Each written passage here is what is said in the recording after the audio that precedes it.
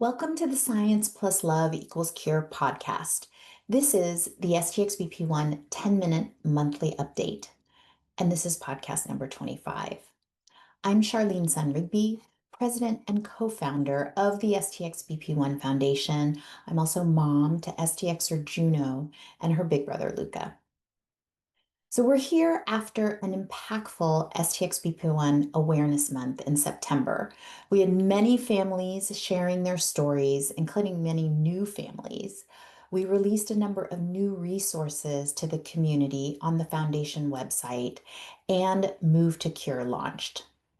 So with Move to Cure, which is our annual signature community building and fundraising event, we now have 24 teams raising money for STXBP1 research. Move to Cure goes through the beginning of December, so you still have time to form a team and to donate to the campaign. You can find out more information on our website. I want to recognize that during this time, so during STXBP1 Awareness Month, our community had devastating news. The first clinical trial for a gene therapy for STXBP1, which was highly anticipated, the first patient in the trial died. And I want to say out loud that so many families felt that this extinguished hope for them. There has been an outpouring of support for the patient family, and they want to remain anonymous. But this family shared a poignant and really beautiful letter, which is posted on our foundation blog. I'm going to read the end of the letter. The best way for everyone to honor our child's legacy is to keep fighting for our STXers, pushing the science ahead for tomorrow while meeting the challenges our children face today. We trust that most parents of STXers understand that it is not a contradiction to love our children as they are, while also wanting more for them. I thank this patient family for these impactful words during an incredibly difficult time for their family. It's going to take the STXBP1 community some time to find our way and process our grief, but I really feel that this patient family's words are so important to guiding the way. We need to continue to push the science ahead. With this in mind, I'm thinking about the STXBP1 Summit taking place October 8 to 11 in Heidelberg. This second European Summit includes our annual research roundtable as well as the European Family Day. And I'll share a summary of what takes place there in the next Science Plus Love Equals Cure podcast. For today's podcast, I had the chance to interview Sagi Gidali. He is dad to STXer Rafael, and he is now also working to advance science for STXBP1. Sagi and his wife Ella have started Rafa's Moonshot, which is a nonprofit in Israel focused on STXBP1 research. They are making fast progress for STXBP1, including they recently announced that one of the researchers that Rafa's Moonshot funded, Omer Reva at Hebrew University, they funded his lab with $100,000, and that lab just received an additional $400,000 in grant funding for their work. In total, $500,000 for STXBP1 research funding. All right, let's listen in to the conversation with Sagi.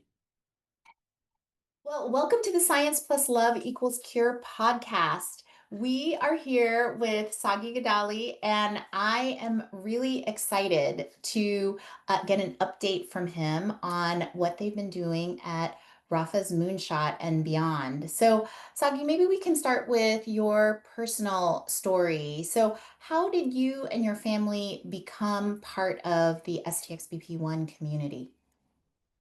Thank you for hosting me, Charlene, and I'll share a bit information about myself. My name is Sagi. We are based in Tel Aviv. I'm married to Ella. She's a neurologist. I myself am a cybersecurity entrepreneur. We have 3 kids. The oldest is Rafa, and he was diagnosed with STXBP1 2 years ago. So only 2 years. So in 2023. Yeah. Well, you've really made a big entry into the STXBP1 community, but you mentioned cybersecurity. So you're a tech guy, and we're going to talk a little bit about Rafa's Moonshot, but why did you decide, given your tech background, to start to pursue research? Yeah, so I think that the pivotal moment for me was in Rafa's diagnosis. When Rafa was born, so Ella saw that he has a tremor, and then he started, over time, he didn't hit different milestones, and Ella started to push for diagnosis. And it took us, Rafa, I'll start over. So Rafa doesn't have epilepsy. So we just saw the developmental delays and it is not hitting the milestones. And eventually we pushed into diagnosis and we did the genetic sequencing. Rafa was 1 year and 4 months back then. And I remember exactly the moment that we got into the clinician's room. It was a very crowded, a very small room with no windows. And the clinician had a pile of papers on the table. And I'm very curious person, so I was wondering why he has this pile of papers on the table. He flipped them over and he said, "We found something in Rafa's genetic sequencing." And then he said it's the STXBP1 gene. And he started to say epilepsy, hypotonia, he will not walk, he will not talk, and many other horrible words. And the next sentence was, "There is no cure." Probably many of the people that are listening are familiar with that horrible moment. Ella started to cry, and my first reaction was anger. I was pissed off, and I couldn't accept it. So, being an entrepreneur, I'm very optimistic, and I'm into moonshot challenges, very complex tasks. So, we decided to turn into research and develop therapies for STXBP1. And I think it's more about my character that I decided to do that. I have no idea of biology, what was STXBP1 and how to approach, but I have some of the skill set and the way to approach to such a challenge. Yeah, well, I think that's great. And you've started multiple companies with different emphases. And so, um, why not just go into biology? Yeah, let's try. So you started Rafa's Moonshot, and which is a nonprofit, and you have been doing a lot of research on R292. And why is that so? Yeah, not only I think that the first thing that we did is to build a strategy and how we want to tackle it. So when we encountered with S6BP1, we said that we will develop a therapy. So we said we have Rafa in front of us, and we didn't know a thing. But we started to understand like what is STXBP1, what are the possibilities of how to tackle this solution. And I like to think about problems strategically, and I will say it's bottom up and top down. Bottom up, I want to see what's going on with Rafa. This is our proof of concept, so we want to tackle this specific hotspot variant and try to solve it because we know it's haploinsufficiency, it's not producing enough protein. We know it's like missense mutation, one amino acid was changed with another one. And we know that precision medicine is being much more popular and there are new ways to tackle such problems. So this is why we started to with R929C to understand what's going on and to see if we can find a good solution in a very short time. Yeah. Yeah. So let me kind of repeat that back to you because I think that there's two things that you pointed out. One of them is that this particular variant is a hotspot, meaning that a lot of other patients have it. So, yes, Rafa is, as you said, your proof of concept, your your test case, but And my beloved son, yes, literally. exactly, exactly.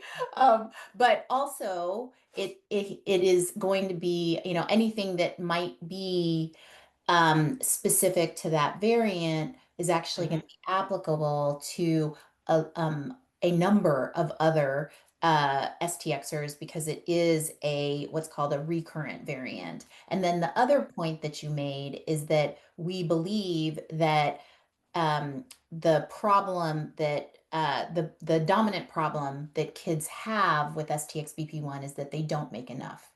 And so any strategies that help us to overcome that haploinsufficiency or not making enough is, really going to be the key to helping the broad set of Mhm. STXers. So that's awesome. So Yeah, you mentioned, different strategies. And so can you give us an update on where you are and what you think is exciting in yeah, the work of that you're course. doing? So I said bottom up and top down. So when Rafa was diagnosed and we understood that there are like several options to tackle the problem. The first one will be Rafa specific mutation. The other one, we understood that we can basically create more protein from the wild type allele, from the normal allele. So that's like we can help regulate this wild type allele. The other one will be to do manipulation upstream, downstream, like in a different place, not related specifically to STXBP1. So we had like three ways to solve the problem. Very in a very simple. I'm not a PhD, I'm not a researcher, so but I understood like what is my northern star and what we should do. So the first one was like an in silico approach, and that we looked for a repurposed drug for alpha. We had like a 3D structure of the protein with the mutation, and we could analyze it and see it visually and look for different compounds that might stabilize and help. The other two strategies I mentioned upregulation. So we are working on ASO technology in Sheba Hospital, and we're trying to work on the wild type allele. And if this will be successful, we managed to show an increase in the protein level. But now we are working on the functional assay. We want to see that it really doing something that will help to all, hopefully all the STXers. It's supposed to help to most of the variants. The third one, we are working with Weizmann Institute in Israel. It's a new approach in silico computational, and we are developing biological assays in Southampton University. Currently, we have active research in 8 academic centers worldwide, mainly in Israel, and we're trying to expand and accelerate all the time. Wow. And so, I mean, this is amazing that you have been able to make this much progress in only 2 years. One of the things that you just said is you have collaborations across 8 institutions. And from talking with you, for the last couple of years, collaboration has come up a lot. Can you talk about your philosophy around collaboration and why do you think it's important? Yeah, I think that collaboration is meaning several things. For us, like the bottom line, it saved us time, money, and brought like amazing results when we worked together. So think about us like as a use case. We started the research in Israel. We don't have any best practices, protocols, things that you did in the US for a long time now. So if I'm trying and investing in an experiment and I just order the wrong antibody, that's a simple thing. So my experiment is a waste of time and money. So one thing was to map all the researchers that are related to SXBP1 and engage and talk and get all these best practices and ideas. And this was super helpful for us to accelerate the research on the right track, on the right path. Other things can be things that we want to develop or to do here in Israel, like big ideas that cost a lot of money, that takes a lot of time. And many times in a it's a pull approach. I need to talk with the researchers and nobody's coming and pushing the information for me. I discovered that someone did something that I was about to do. So think about the collaboration. If we work together, we can get to the target. We want to bring therapies to our kids faster and more efficient way. So this is my philosophy about collaboration, and I think that we need to work together. If I only had like a community or like a magic box that I can put a question and then get the information from all the other researchers, that will accelerate our work tremendously and also all the community. Yeah, I think that patient advocates and you have become a researcher, but I think that patient advocates have such a critical role in breaking down a lot of these, frankly, structural ways that research has happened in the past. And so I'm totally in agreement with you that collaboration is key and making sure that we share results earlier and that, I think one of the publications are obviously important, but they they need to be they shouldn't get in the way of Yeah. sharing data and getting information out there so that we can make progress. So, Yeah. well, Even if I had like, like a go, no go, yes, no mhm. answer about like a simple question, that will be super helpful. Not all the, the IP, the data and Right, etc. right. Yeah, there's different levels, right, Yeah. of being able to Information. share and figuring out what that the figuring out and creating that space for the appropriate level of sharing so we're not repeating. Mhm. That's definitely something that several people on our Yeah. SAV, including Matthias Another small point. Verhafe says. Yeah, go ahead. Another small point on that. This is our philosophy, and we adopted it in Rafa's Moonshot. Every project or research project that we have is involving several centers that are working together. If Mhm. someone is the expertise is computational AI, it's working like with another center that like excellence in biology or chemistry or developing disease models and etc. So we try to adopt it internally and we see that it's working very well and it's part of like our rapid progress over the years. That's great. Well, okay, last word. Yeah. Do you have a message for the STXBP1 families or community? You could also have a message for the researchers, but I feel like collaboration is a good message for them. Yeah, I think that it's very hard times and moving days because what happened recently with Capsida.